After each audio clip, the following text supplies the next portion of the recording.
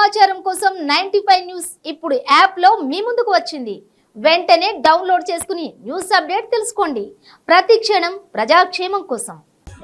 ఇక్కడైతే మరింత పండగ వాతావరణాన్ని తలపించేలాగా కిషన్ రెడ్డి గారు వైఫ్ కావ్య కిషన్ రెడ్డి గారు ఉన్నారు. ఇక్కడ మనకైతే నిజంగానే కన్నుల పండుగగా ఉందని చెప్పొచ్చు. అసలే చాలా మంది కళాకారులు చాలా అందంగా ఉంది, ఇంక దానికి తోడు మరింత అందాన్ని తెచ్చారు కావ్య గారు. ఒకసారి ఆవిడతో మాట్లాడేద్దాం.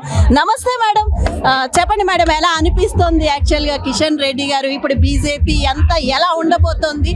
మళ్ళీ రాబోతున్నారంటారా మోడీ గారే? మోదీ గారు కేంద్రంలో ప్రభుత్వం ఏర్పాటు చేయడంలో ఎటువంటి డౌట్ కూడా లేదు. ఎందుకంటే ప్రధానమంత్రి మోదీ గారు చేసిన డెవలప్మెంటే కానీ ఆయన స్కీమ్సే కానీ తప్పకుండా మన భారతదేశానికి 10 ఏళ్ల నుంచి ఆయన పరిపాలిస్తున్నారు. ఆయన అంటే ఏంటో మన అందరికీ తెలుసు. కాబట్టి ఈసారి కూడా ఆయన తప్పకుండా ప్రభుత్వం ఏర్పాటు చేస్తారు. అందులో భాగంగానే ఇప్పుడు రాబోయే ఎంపీ ఎలక్షన్స్లో భాగంగా కేంద్ర మంత్రి కిషన్ రెడ్డి గారు తెలంగాణ అంతటా విజయ సంకల్ప యాత్ర చేస్తున్నారు. చాలా పెద్ద ఎత్తున చేస్తున్నారు యాత్ర. చాలా భారీ రెస్పాన్స్ వస్తుంది. ఎక్కడికి వెళ్ళినా కూడా చాలా మంచి రెస్పాన్స్ వస్తుంది. ఈసారి తప్పకుండా మేము 17 ఎంపీ సీట్లు తప్పకుండా గెలుస్తాము. యాక్చువల్గా విజయ సంకల్ప యాత్రలో యాక్చువల్గా ప్రతి ఒక్క మగవాడి వెనక విజయం వెనక ఆడవాళ్ళు ఉంటారు అనేది అయితే నిజం. సో ఈసారి మీరు ఆయన వెనకాల ఉన్నారు, విజయం అయితే తథ్యమని మా అందరికీ అనిపిస్తుంది. ఒక మహిళగా మీరేం చెప్తారు?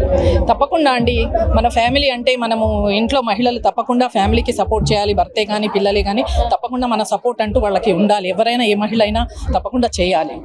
మేడం, ఒక్క విషయం చెప్పండి. అంటే ఒక అధ్యక్షుని వైఫ్ గా ఎన్నో వినాల్సి ఉంటుంది. అప్పుడు మీకు ఎలా అనిపిస్తుంది మేడం? అంటే అనవసరంగా ఇందులోకి వచ్చారు అని ఎప్పుడైనా అనిపించిందా? అలా లేదు, మా ఆయన సేవ చేస్తున్నారు, ప్రజాసేవ అని గర్వంగా ఫీల్ అవుతారు?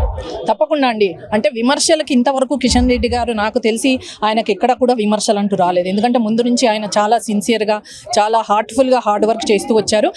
అంటే కిషన్ రెడ్డి గారు ఒక పొలిటీషియన్గా కాకుండా ఒక లీడర్గా అంటే ప్రజలందరినీ లీడ్ చేస్తూ మంచి సర్వీస్ చేస్తూ ముందుకెళ్తున్నారు. కాబట్టి ఆయన గురించి నేను విమర్శలు ఇంతవరకు వినలేదు, చాలా తక్కువ.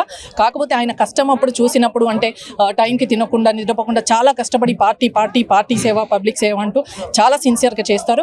ఆయన కష్టం చూస్తుంటే అప్పుడప్పుడు కొంచెం బాధ అనిపిస్తూ ఉంటుంది. మేడం, అంటే ఒక వైఫ్గా ఒక్క విషయం చెప్పండి మేడం. అంటే ఆయన పొలిటికల్గా చాలా బిజీ ఉంటారు. సో మీతో గడిపే సమయం చాలా తక్కువ ఉంటుందేమో అనుకోవచ్చు. బట్ మీరు ఎలా ఫీల్ అవుతూ ఉంటారు ఆ విషయంలో? 2 విధులా ఉంటుందండి. ఒకటేమో ఆయనకు అంత మంచి పేరు ఉండి ఈరోజు చాలా కష్టపడి ఈ స్థాయికి వచ్చారు. అందరి జనంలో ఆయనకు చాలా మంచి పేరు ఉంది, గౌరవం ఉంది. అది చూస్తే మటుకు ఒక భార్యగా చాలా గర్వపడతాను, చాలా సంతోషంగా ఉంటుంది.